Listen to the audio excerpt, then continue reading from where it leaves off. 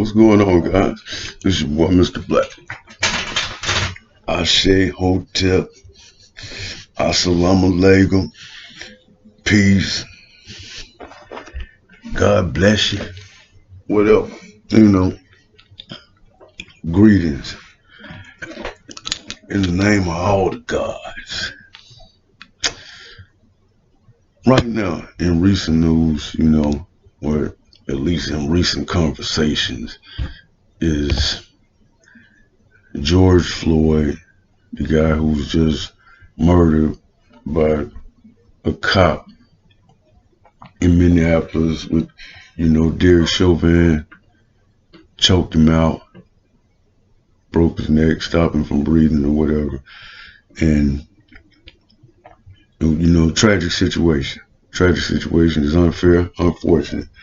In that reality, according to the information that we received on that reality, after much doings on behalf of the people in Minneapolis and other people involved that drew attention to it, the people involved supposedly were arrested. I'm not going to argue that fact, whether it was them or not. In that reality, arrests were made and his family compensated. Is it fair? No, I don't believe that's fair. You know what I'm saying? I mean, they got their issue, but the unfairness came by him losing his life in the situation. And that's basically what everybody is, emotionally invested in. Emotionally and some intellectually.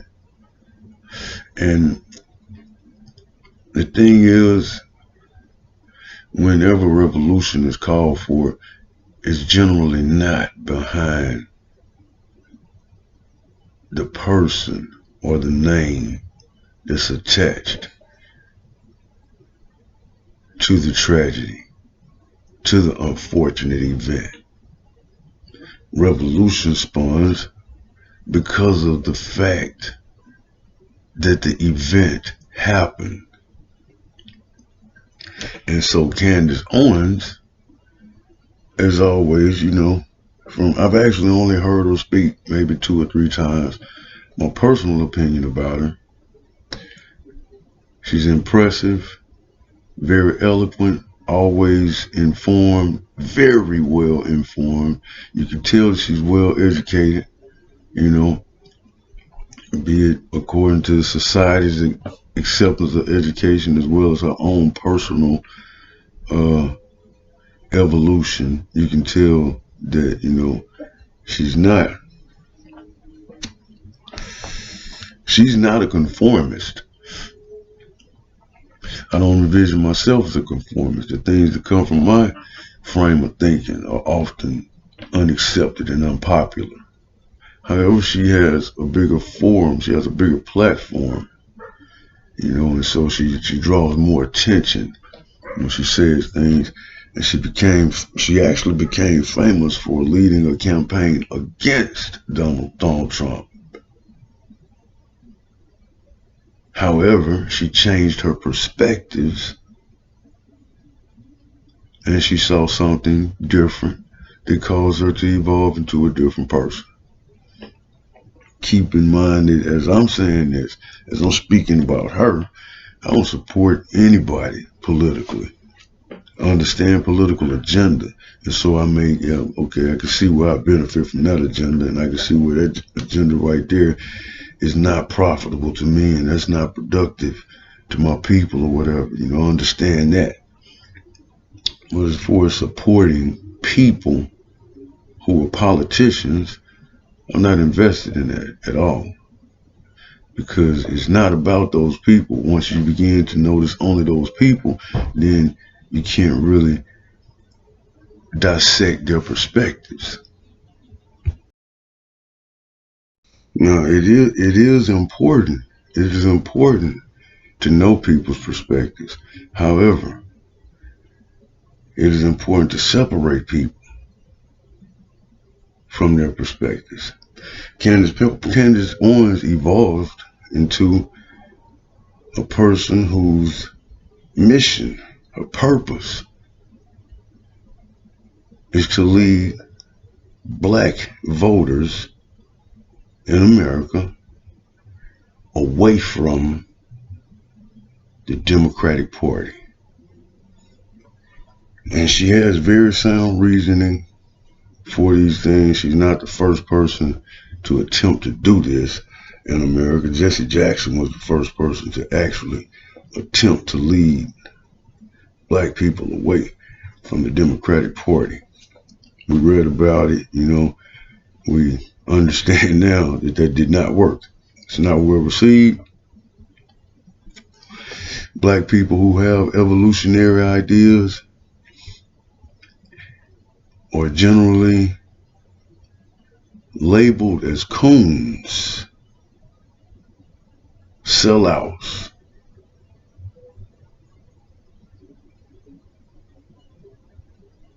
They're said to not be down with the cause.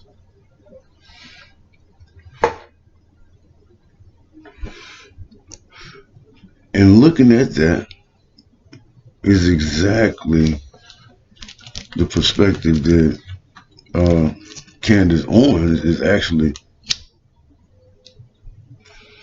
now infamous for attacking.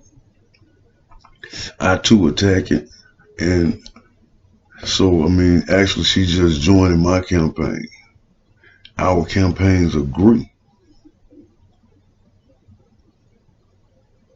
And the campaign is against something called victims mentality. It's where you always identify with victims.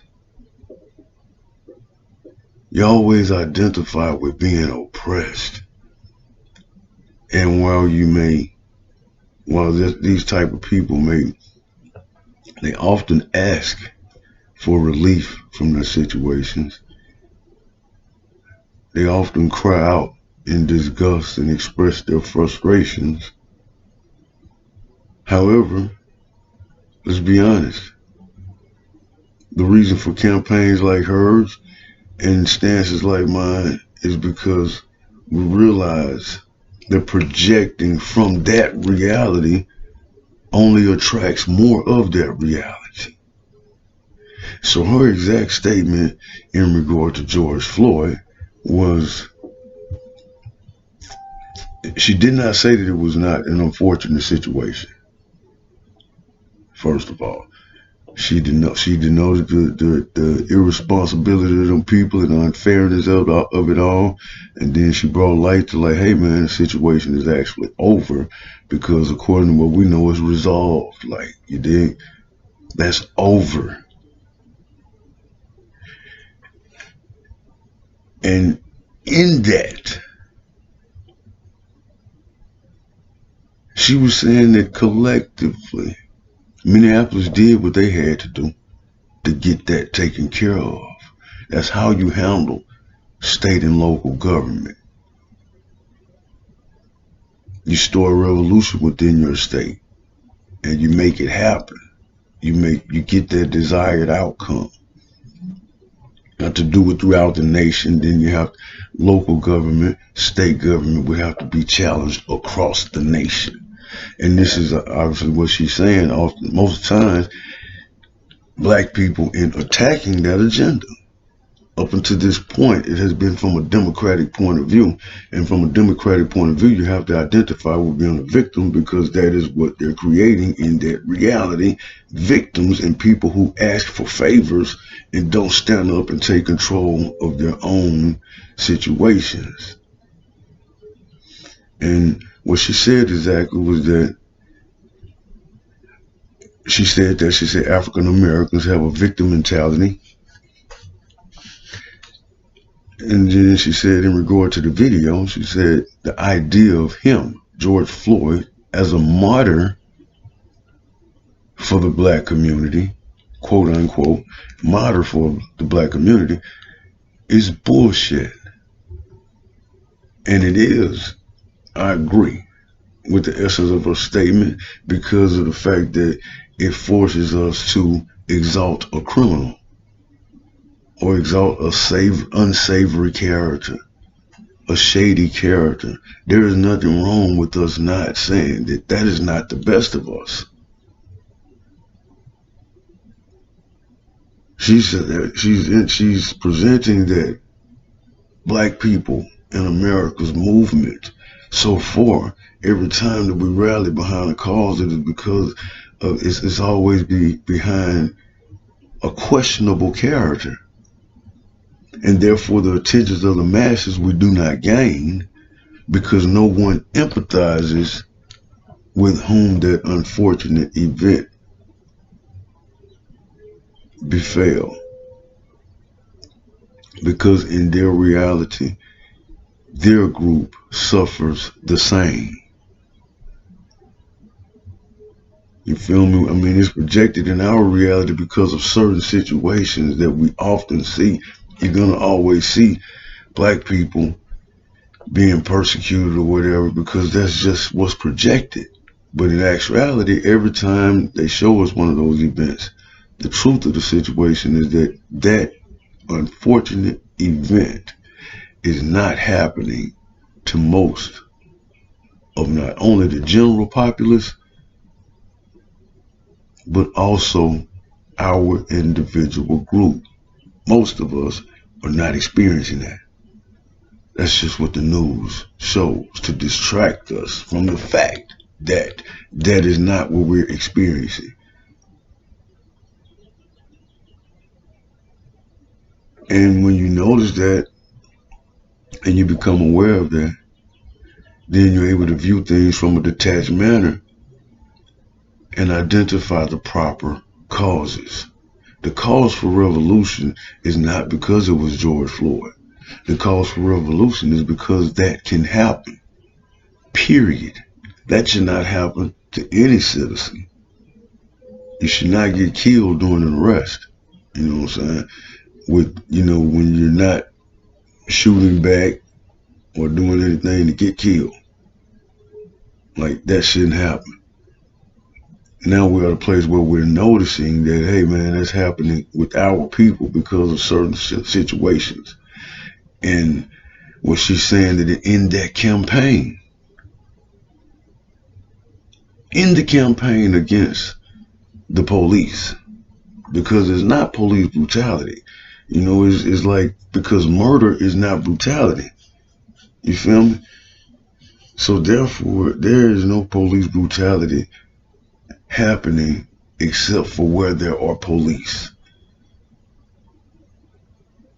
So ultimately, the system that's being challenged is the police.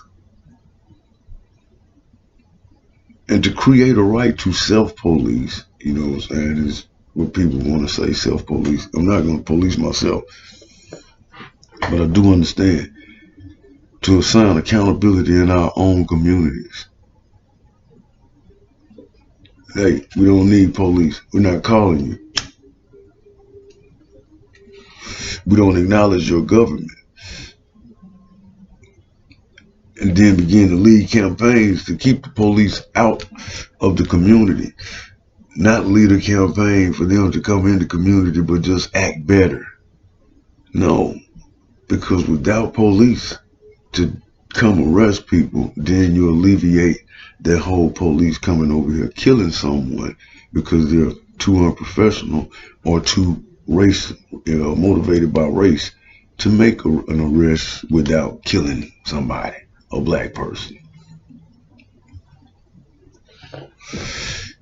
Another thing that she said was that racially motivated police brutality does not exist.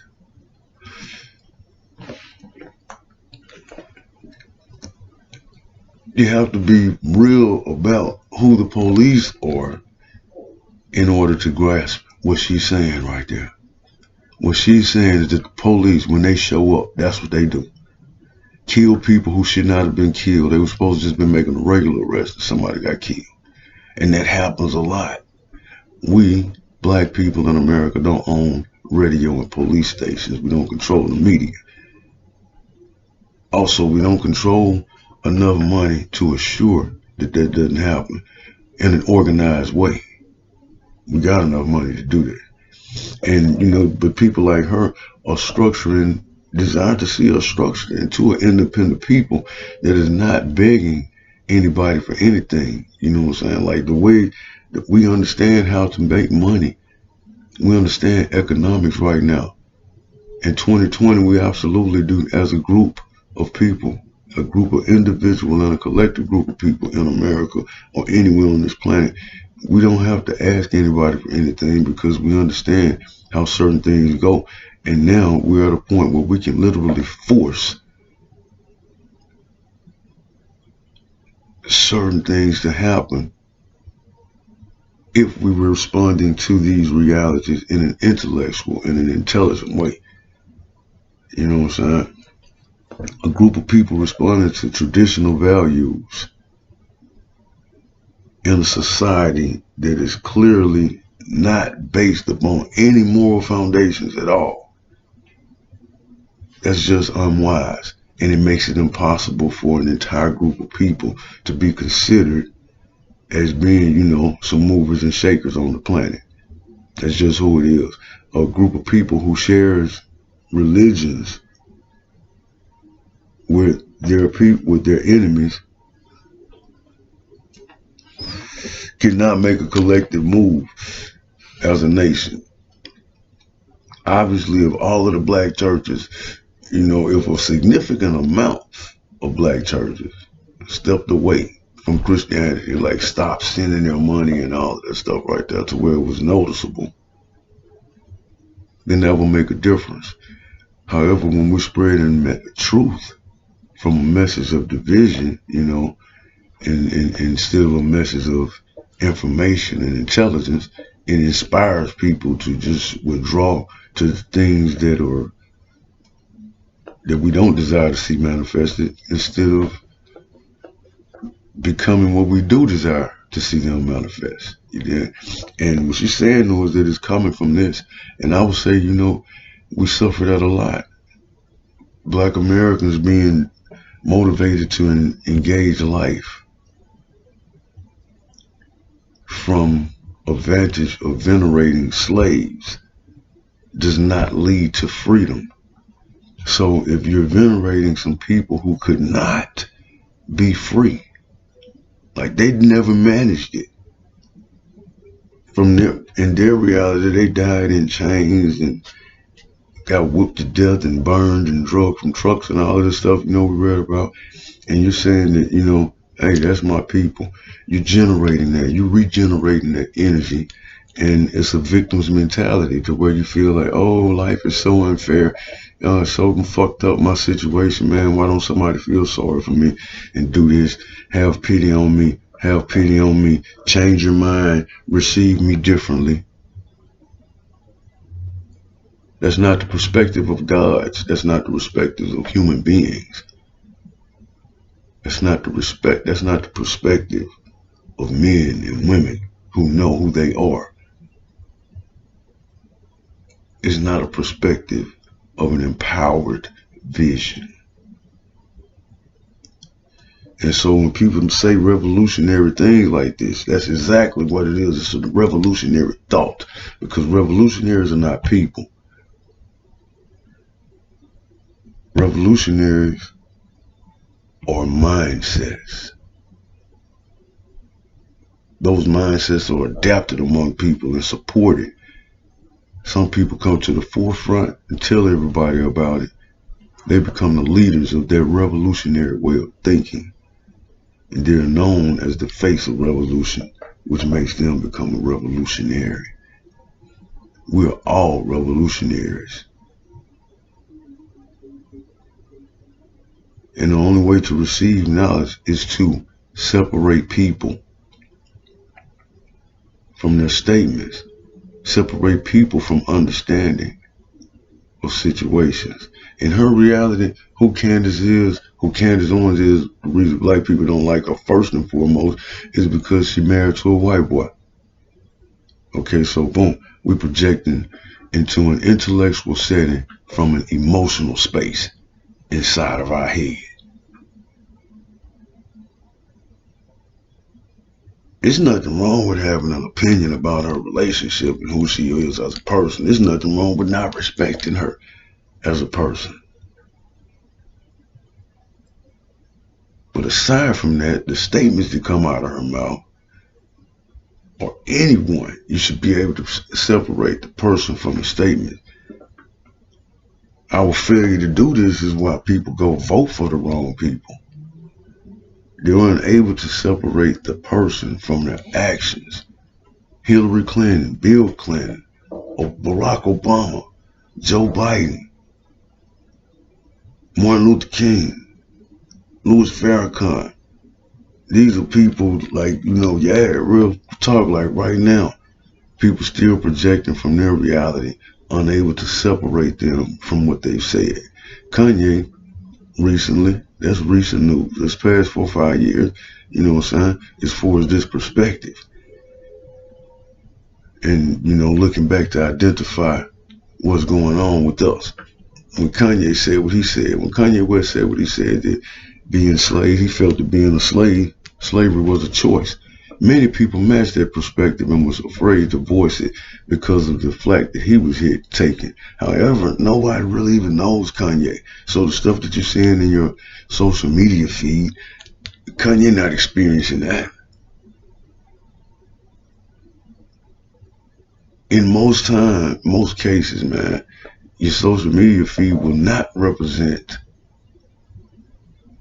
the most profitable opinion. It's going to represent the popular opinion, which is often that slavery stuff. You know what I'm saying? Like, literally, who gonna run me down and make me into their slave? Nobody. I can't even see that. Like, I can't envision that. I can't envision that happening to somebody else. I have to hear stories about it. And I would have to hear about it now. Man, I'd have to see that. I don't know how anybody would allow that to happen to them. Socrates or Aristotle, one of them said the same thing. He said if the life of the slave was not his lot in life, then he would not allow that to happen to him. However, his entire statement was in regard to, they asked me, if all of us are created equal, how do you explain the reality or the life of slaves, women, and children? And he said that, hey, everybody got the power to manifest their own reality. And if it was not for the slave, women, and children to experience the reality that they're experiencing, then they would do something to change it. And so, based upon that perspective right there, man, that's a solid perspective. I've never been a slave. I'm not a slave, so I'm not projecting life from that reality. I don't often identify with the perspectives of slaves because they have a slave's perspective, and I'm not a slave. I'm pretty much never going to see things their way. I'm pretty much never going to react to life in the way that they react to life because they are a slave. And in our liberation and ascending into an intellectual society, we must consider if we are siding with liberated people who have liberated perspectives, or if we're siding with the side of uninspired people, victims of their own reality, who by their own admission say that they're powerless.